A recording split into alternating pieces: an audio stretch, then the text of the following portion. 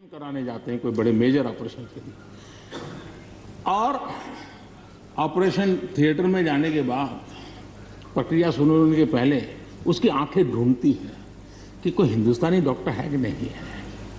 और जैसे ही एकाध टीम के अंदर एकाध भी हिंदुस्तानी डॉक्टर दिखता है ना, उसका विश्वास हो जाता है अब ऑपरेशन। ये देश ने कमाया है, इसका हमें गर्व होना चाहिए, और इसलिए इसी गर्व को लेकर के हम आगे बढ़ रहे हैं। इस कोरोना में जैसे वैश्विक संबंधों में भारत ने अपनी एक विशिष्ट पहचान बनाई है, अपना स्थान बनाया है, वैसे ही भारत ने हमारे फेडरल स्ट्रक्चर को इस कोरोना के कालखंड में हमारी अंतर्भूत ताकत क्या है, संकट के समय हम कैसे मिलकर के काम कर सकते हैं, एक ही दिशा में सब शक्तियां लगा करके हम कैसे प्रयास कर सकते हैं, ये केंद्र और राज्य ने मिलकर के करके दिखाया है। मैं राज्यों को भी, क्योंकि इस सदन में राज्यों की अपनी फ्लेवर होती है, और इसलिए इस सदन में तो मैं विशेष रूप से राज्यों का भी अभिनंदन करता हूं, और कोऑपरेटिव फेडरलिज्म को ताकत देने का काम, इस कोरोना के संकट को अवसर में पलटने का काम हमारे सभी ने किया है, इसलिए सब कोई अभिनंदन के अधिकारी हैं। यहां पर लोकतंत्र को लेकर के काफी उपदेश दिए गए, बहुत कुछ कहा गया और लेकिन मैं नहीं मानता हूं कि जो बातें बताई गई हैं देश का कोई भी नागरिक इस पर भरोसा करेगा। भारत का लोकतंत्र ऐसा नहीं है कि जिसकी खाल हम इस प्रकार से उधेड़ सकते हैं। ऐसी गलती हम न करें। और मैं श्रीमान डेरेक जी की बात सुन रहा था, बढ़िया बढ़िया शब्दों का प्रयोग हो रहा था, फ्रीडम ऑफ स्पीच,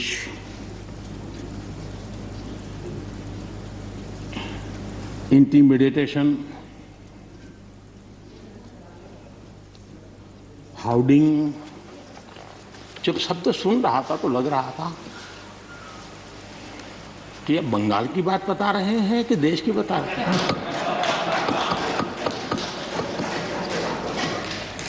स्वाभाविक है, 24 घंटे वही देखते हैं, वही सुनते हैं, तो वही बात शायद गलती से यहां बता दी होगी।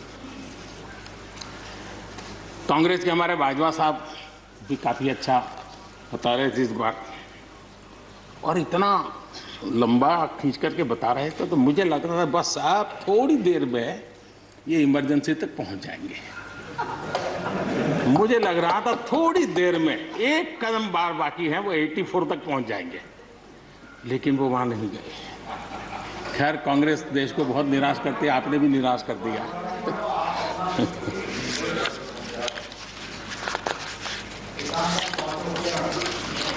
माननीय सभापति जी, मैं एक कोट इस सदन के सामने रखना चाहता हूं, और खास करके लोकतंत्र पर जो लोग शक उठाते हैं, भारत की मूलभूत शक्ति पर जो शक उठाते हैं, उनको तो मैं विशेष आग्रह से कहूंगा कि इसको समझने का प्रयास करें। हमारा लोकतंत्र किसी भी मायने में वेस्टर्न इंस्टीट्यूशन नहीं है, ये एक ह्यूमन इंस्टीट्यूशन है।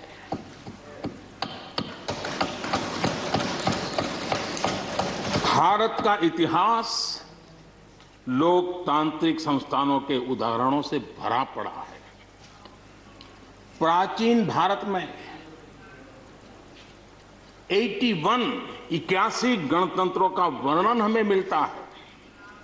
आज देशवासियों को भारत के राष्ट्रवाद पर चौतरफा हो रहे हमले से आगाह करना जरूरी है।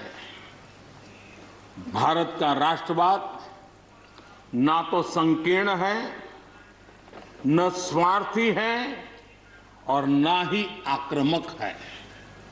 ये सत्यम शिवम सुंदरम के मूल्यों से प्रेरित है। अनकोट।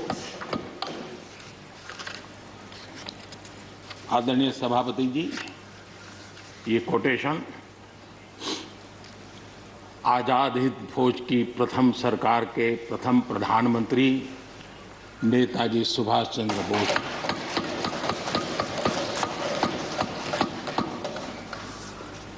और संयोग है कि 125वीं जयंती आज हम मना रहे हैं, लेकिन दुर्भाग्य इस बात का है कि जाने अनजाने में हमने नेताजी की इस भावना को, नेताजी के इन विचारों को, नेताजी के इन आदर्शों को भुला दिया।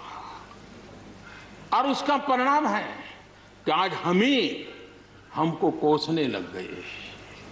मैं तो कभी कभी हैरान हो जाता हूं। दुनिया जो हमें कोई शब्द पकड़ा देती है, हम भी उसको पकड़ करके चल पड़ते हैं।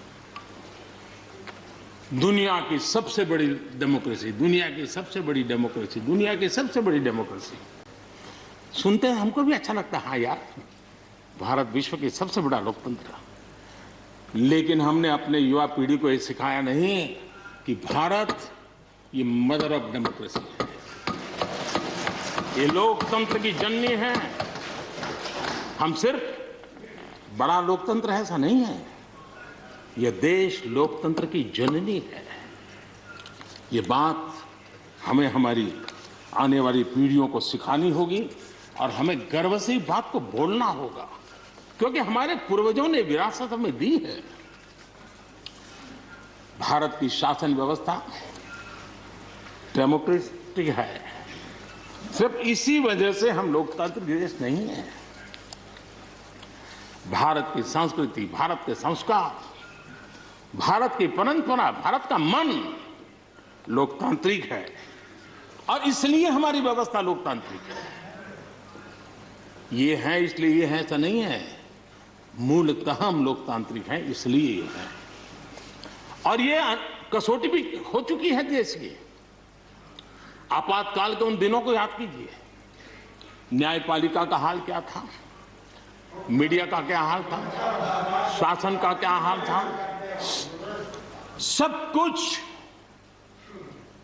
जेल खाने में परिवर्तित हो चुका था, लेकिन इस देश के संस्कार, इस देश का जनमन जो लोकतंत्र के रंगों से रंगा हुआ था, उसको कोई हिला नहीं पाया था। मौका मिलते ही उसने लोकतंत्र को प्रस्थापित कर दिया। ये लोगों की ताकत, ये हमारे संस्कारों की ताकत है, ये लोकतांत्रिक मूल्यों की ताकत है। मुद्दा ये नहीं है कौन सरकार नहीं, मैं उसकी चर्चा नहीं कर रहा हूं और न ही मैं ऐसी चीजों में अपना समय लगाने के लिए यहां आप लोगों ने मुझे बिठाया है। हमें लोकतांत्रिक मूल्यों की रक्षा करते हुए आगे बढ़ना है। आत्मनिर्भर भारत के संबंध में भी चर्चा हुई। देश दुनिया की खबरों के लिए ANB न्यूज को सब्सक्राइब करें और बेल आइकन दबाएं।